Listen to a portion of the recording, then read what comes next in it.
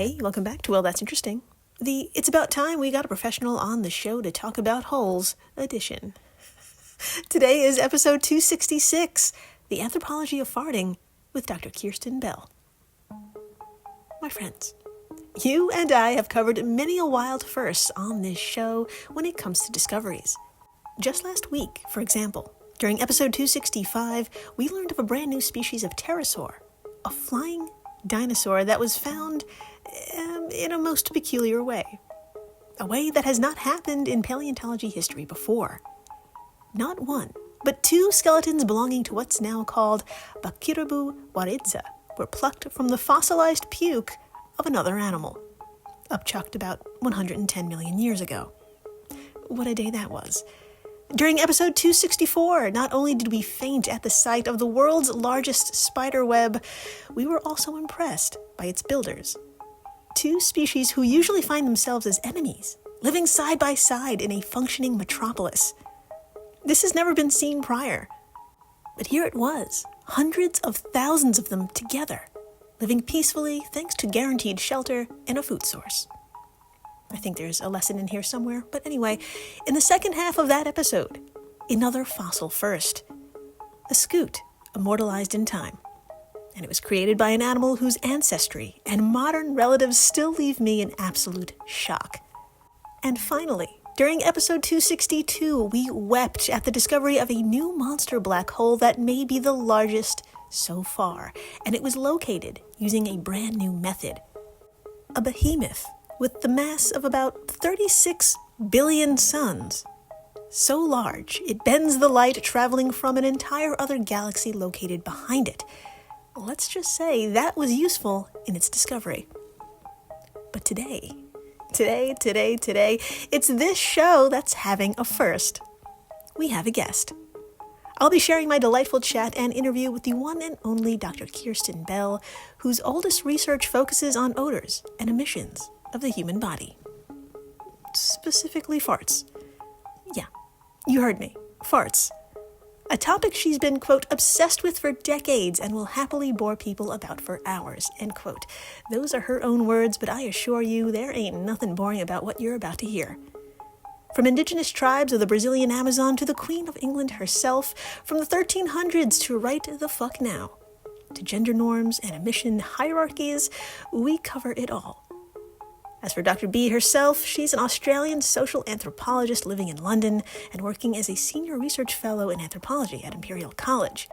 She completed her PhD in social anthropology at James Cook University in 2000, based on fieldwork in South Korea, and has held academic appointments at the University of Northern Colorado, Macquarie University in Australia, the University of British Columbia, the University of Roehampton, and King's College, London. My God. She's an overachiever when it comes to your underparts. And yes, of course, the first guest on this show is going to talk about holes. How could I say no to that? In the meantime, hi, I'm Jill Chacha, and if this is your first time listening, welcome to the flock, my misty business goose. Dr. Kirsten Bell, welcome. And thank you for joining us and bringing your accent. It really elevates the show. Oh, well, thank you. That's, I think, the first time I've been told that. But thank you very much. Truly welcome. I think we should just jump right in. I need to know, how does one find themselves as the leading expert on farts, anthropologically speaking? How did this become a passion? Were there like a series of events or a single event that led you down such a hole? No pun intended. Yes. Yeah, I mean, I'm probably the leading expert because nobody else wants the label, I think. But basically, I mean, I think I've always been interested in bodily odors and emissions more broadly. And so, I mean, I'm definitely interested in farts, but all sorts of emissions. And so from a young age, I was very fascinated by the question of whether the Queen went to the toilet. I was convinced that she didn't. And so I spent a lot of time, I think, thinking about bodily odors and emissions.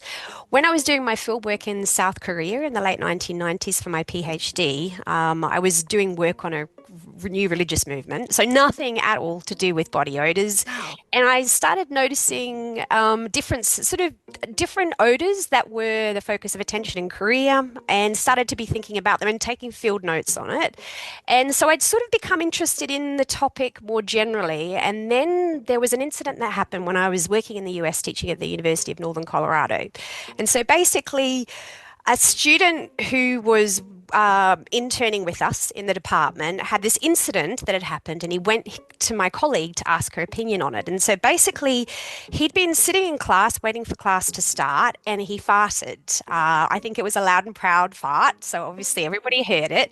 And the student sitting behind him got quite offended and insisted that this guy, I'm going to call him Steve, that wasn't his name, but he insisted that Steve apologize for the fart. And Steve, I mean, he was sort of a quirky guy, but he refused to apologize because he said, well, look, why should I apologize for something that's completely natural and that I have no control over?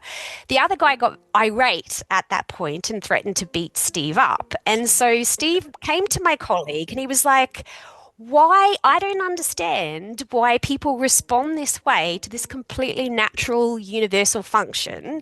So then my colleague had a conversation with me about it because she knew that I was already interested in bodily odors.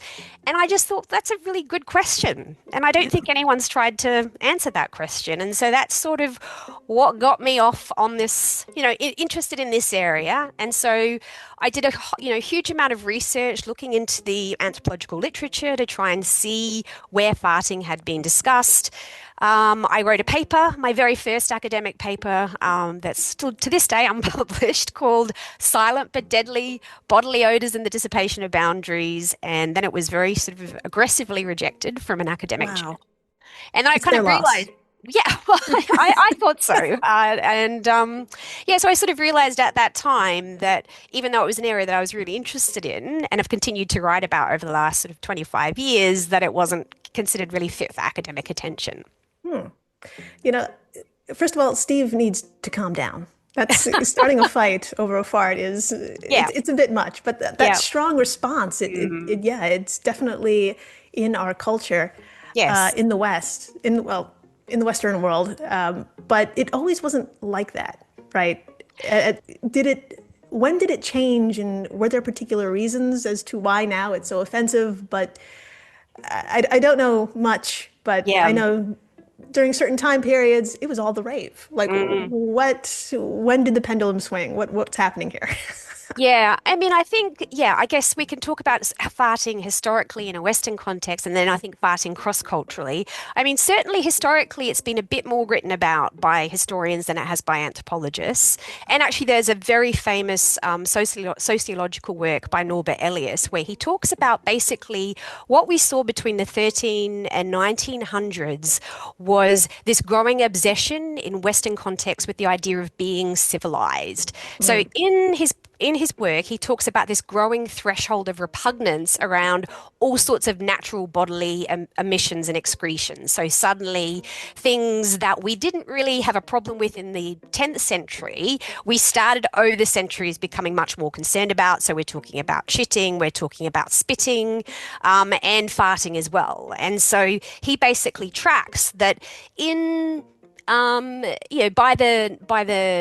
the 13th century, you should sort of, if you coughed, if you farted, you should cough to sort of cover it up. But it was considered to be okay. But by the 19th century, it was something that had become incredibly embarrassing and that we pretended that we didn't do.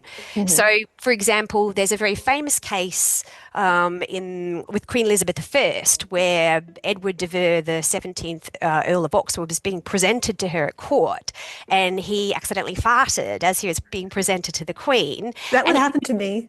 I swear. I mean, and the thing is, he was so embarrassed and ashamed, he immediately took off to the continent and wasn't seen again for another 7 years. So he couldn't show his face in English society. So, yeah, obviously we had these changes over time that Elias suggests were connected with this kind of growing distaste for our bodies and a pretense that that they don't excrete, they don't fart, they don't do all of the things that bodies do because we saw them as being making us too close to animals and wanting to Ah, separate ourselves from them. So yeah. that would be sort of what the main theory in a Western context. But I think when you look cross-culturally, you also see some of these ideas as well, but it's been much less studied cross-culturally, and it's sort Yeah. of an area that I'm really interested in. Yeah, that really piqued my interest, moving beyond, what we call the West. Like Mm. in our chats over email, you briefly mentioned, is it the Suya and the Yes. Bororo, which Yes. are both indigenous Amazonian tribes in Yep. Brazil, and you said that they consider farts, what is it, quote, poisonous, a noxious polluting gas that, when inhaled, destroys the body from within, end quote. Yes. You Yeah. got to tell me more about this. How did they even get this information? It's hard to Yeah. talk to like your friends about what comes out of your body, let alone a Yeah. tribe in Brazil. That is wild. Yeah, I mean, I think what I've noticed is that in the rare instances that farting makes its way into ethnographies, it's primarily because it was so incredibly culturally significant and meaningful. Anthropologists felt like they sort of had to write about it. So I think the instances that we have that we know about from anthropological writings tend to be the very extreme cases. Mm. And so with the Suya and Bororo, it's only sort of farting isn't a focus of their work at all, the two anthropologists who've written about this, but more about these amazingly complicated typologies of odor. And so these very, very fine grained, all sorts of different classifications of smells and odors in a way that we simply don't see in a Western context. And in that context, there's this whole category of rotten smells. And so Ah, farts fall into the category of rotten smells. And so basically, I think one of the reasons why they ended up being written about is that when someone farts in public, everybody has to go through this very elaborate ritual of like hacking and coughing and spitting to try and get this rotten smell out of their body so it doesn't rot it from within. So it's one of those things that you can't like help but notice if you're right. an Yeah. anthropologist doing field work in that area. And so, the thing is, like, I mean, anthropologists have done field work in the far-flung corners of the globe. The nature of our research is we go to a community, we live there for an extended period, and so presumably I'm assuming anthropologists are farting in those contexts. I'm assuming they're being farted in front of, but for the most part, it doesn't make its way into our writings, except in those really extreme instances. And so so the examples that I'm aware of tend to be those kind of extreme cases. Yeah. Yeah. Uh, let's let's elaborate on extreme cases for this 1 minute. And it feels like with depending on age and gender, that Yeah, also yeah, changes the reaction of the room. yes, yeah, And uh, is there a gender difference? I mean, like, because you're literally taking up space, right? Suddenly, and it's shocking. So is it yeah, more shocking when like yeah, female presenting people fart? And like, yeah. why? Like, why is this happening? Yeah, I think I think there's so much going on with farts. I mean, I could talk about this topic for hours if you'll let me, but basically, yeah, I think it's so farts are very much context based. And so we all know this ourselves. For me, I have no problem farting around my husband, family members, but if I was giving a lecture and I mean, this is my worst nightmare, right? I'm in the middle of giving a lecture and I fart. I mean, the thing is, as a middle-aged woman, I can see this is happening in my future at some point. I agree. Um, I'm at that age. If I move too quickly, it'll yeah, no, happen. except movement farts. That's what my mum always called them. So I think so there's definitely a contextual element to farts, but then I think we can also talk about different responses to farts depending on who's doing them. And so I think I would say cross-culturally as well. I mean, it's so difficult to talk universally about this because just not enough research has been done cross-culturally. But if we think about, I think we're much more forgiving of the farts of children and the elderly, and Hmm. it's basically because they're not seen to be in control of their bodies in the same way that everybody else is. But definitely farts are, yep. I mean, 100% in a Western context. We also do see evidence of this in other cultural contexts as well. Female farts tend to be judged much more harshly than male farts, and so you do see this very, very strong difference there. And in terms of why that is, I mean, I think I guess there's a sort of, obviously, we have gender norms, which are about female bodies, as you've said, about taking up space, about a smooth body, about a body that is odorless. And so, of course, we like female sweat, male sweat, we respond to these things somewhat differently. And so with farts as well. So there's this gender dimension, I think, that comes in. And then I suppose you could also say that I think one theory is that women are seen to be, or that females are seen to be closer to nature than males because they give birth, and so therefore. Because of that, then they sort of start with a handicap. So, if we're all obsessed with being civilized, then you have to work much harder, and lapses are treated much more strongly, much more aggressively and negatively, because intrinsically you're seen as sort of less civilized. So, there's sort of various theories about that, but we do tend to see pretty significantly this different response, based on gender in relation to farting in all and definitely cross culturally as well. Sure, sure. Um, in terms of, even though I don't want to pivot, let's talk about other emissions. Right. Is there like a hierarchy of acceptable emissions, depending on like where they come out of the body? If so, what does it look like to you? Is there an explanation?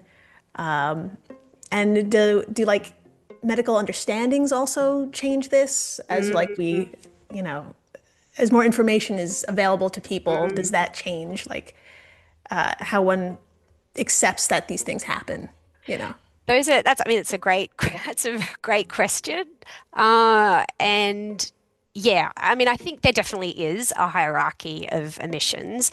I mean, I think if we think about bodily emissions, obviously you've got like the tangible physical emissions, you know, shit, urine, spit, and blood, menstrual blood, semen, right? So then but you've also got the category of intangible emissions, and so and those are basically bodily odors coming primarily from sweat, the mouth, from the anus, and so.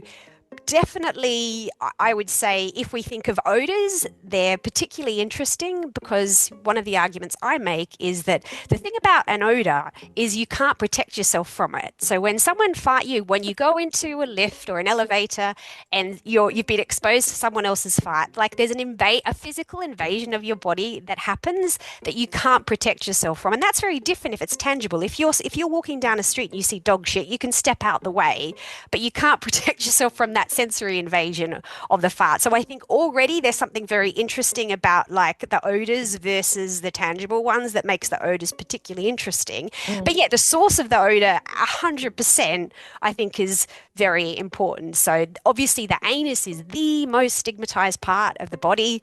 Obviously it's associated with shit, the most stigmatized excretion from the body, and the smell of shit and the smell of farts are very similar. And so basically at a symbolic level, you've got I think a lot going on that I would say it's like the symbolic mother load when it comes when it comes to farting, because of all of the different stuff that's going on in relation to it. And then you layer in all of these cultural meanings around lack of control over the body, lack of being civilized. So you just end up with something that's very symbolically interesting on a whole number of levels. I mean, in terms of thinking about it medically, if and I'm purely speculating here, but it's a really interesting question. I mean, we definitely do know that when it comes to shit, for example, there probably is an evolutionarily inbuilt disgust towards it. And so, for example, not just humans, but other mammals, dogs are a bit of an exception, but That's other why we love mammals them. tend to avoid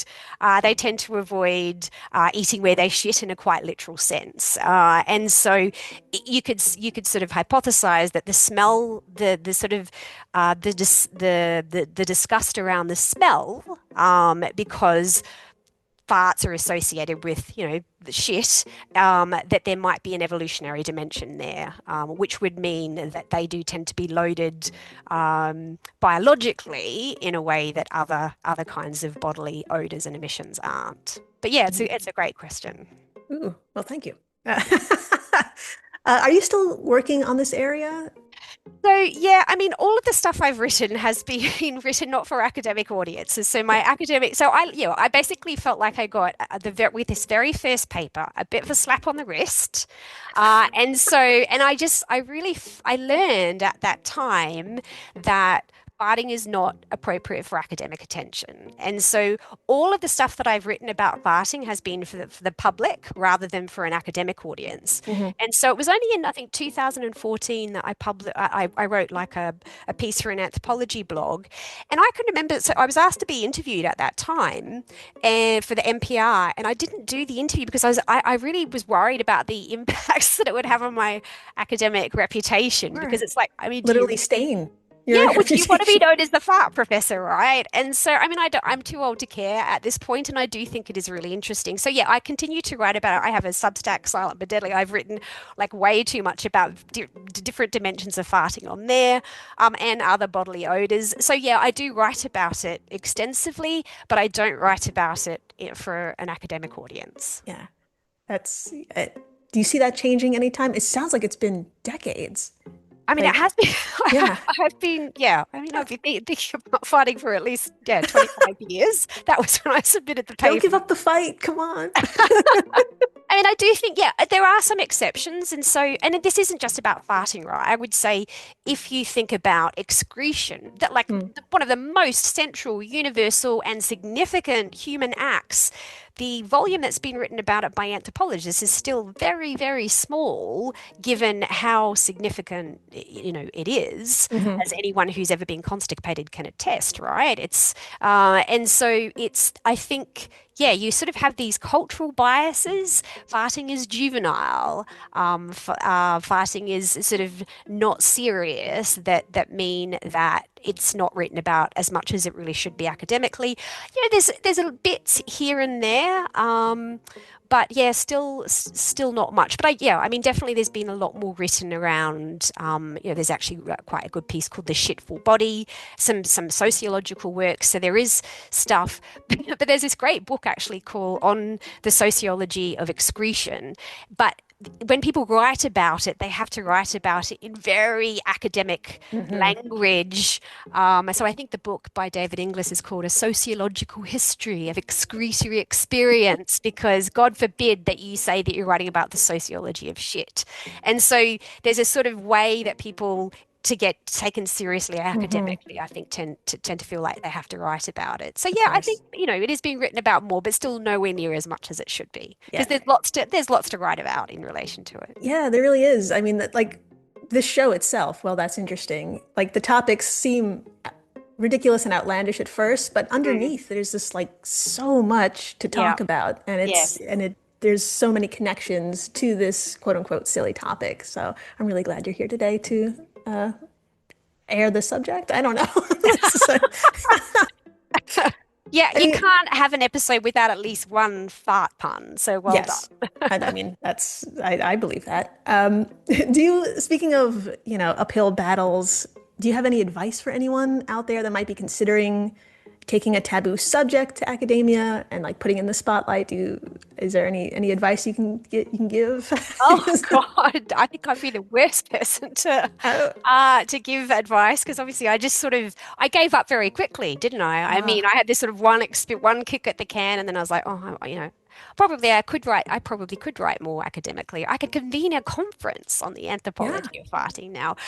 So I don't know. I mean, I do think increasingly in academia there is this recognition that we can't just stay in our ivory towers and ignore what the public thinks is important and are interested in. And I think for the problem is, I think we recognize the importance of that kind of engagement for the big social issues. And I think that's really important that we're sort of engaging beyond the academy for those kinds of issues. But unfortunately, I think that the small, everyday, taken for granted things are just as interesting and just as fascinating to the public as well.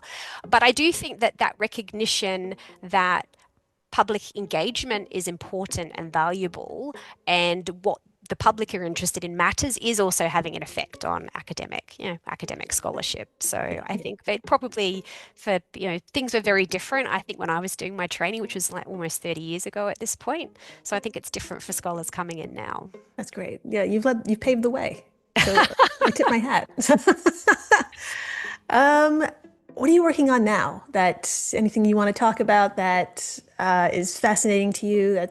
Uh, is there anything that you'd like to bring up that's, like, hey, you got to hear this? I guess one thing I've just sort of recently been thinking more about and written a little about is sweat. And so I think it's something when we write about sweat, and this is like I've been completely guilty of this myself, that we tend to think about it in relation to odor. And so because of course everybody's very concerned around the odor in relation to sweat, but I actually think sweat as a substance, if we think back to that's that sort of substance versus odor distinction, sweat as a substance is really interesting. And so, I mean, so I was sort of reading historically around understandings of sweat and thinking about attitudes towards seeing sweat patches. And of course, this is an area that's also incredibly gendered. And so, yeah, I've just started to be thinking, I suppose, more recently about certain kinds of body odors and bodily emissions that, again, I don't think have been thought or written very much about, or that have only been thought about and written about in really particular ways. And so, yeah, I guess at the moment I'm thinking a bit more about sweat. I'm still formulating formulating my ideas around it, but thinking Yeah. about sweat as a substance rather than just an odor that everybody's like freaked out about. Yeah. It's something else that always has to be hidden, right? I Yes, mean, yes, it has to absolutely. be And again, hidden or so prevented. all of those things, Mhm. and just sort of interesting cultural understandings and historical changes in how we viewed sweat. I mean, there's some really interesting stuff written in about the 1600s where this idea that sweat was getting rid of a sort of not removing noxious elements from the body, and so therefore sweat on the surface of the body was seen to be noxious in its own right. So there were people talk about the acridity of the sweat almost like it was an acid. Mm. Anyway, yeah, it's all very interesting, and I've just only started delving into it. Oh, that's really exciting. If we can read that, that'd be great. So, Okay. is there anything, well, speaking of reading, is there anything you want to plug? If folks want to read your work, is there anything that they can get their hands on? Yeah, I mean, I guess if you're interested in farting or all kinds of bodily odors and missions, I mean, I have my Substack is just called Silent but Deadly, and I mean, it's the whole thing's just around taken for granted everyday behaviors and substances, and yeah, I mean, just because of my own obsessions with bodily odors, they feature prominently, and I do have a book as well called Silent but Deadly: The Underlying Cultural Patterns of Everyday Behavior. That's amazing. That's outstanding. It might be in my cart as we speak. I don't know. Oh, well, you'd be like one of 10 people, so that'd be amazing. The time has absolutely flown by. Thank you for joining us today. It's been an absolute pleasure and a journey. And thank you for everyone out there for listening, rating, subscribing, telling your friends about their farts. Just their farts. Don't talk about yours. Thanks so much for And having me. absolutely. And an airy thanks to the folks at Airwave Media, the podcast network to which WTI belongs. If you love this show, and you do, you love the other podcasts in this family, and please stay interesting.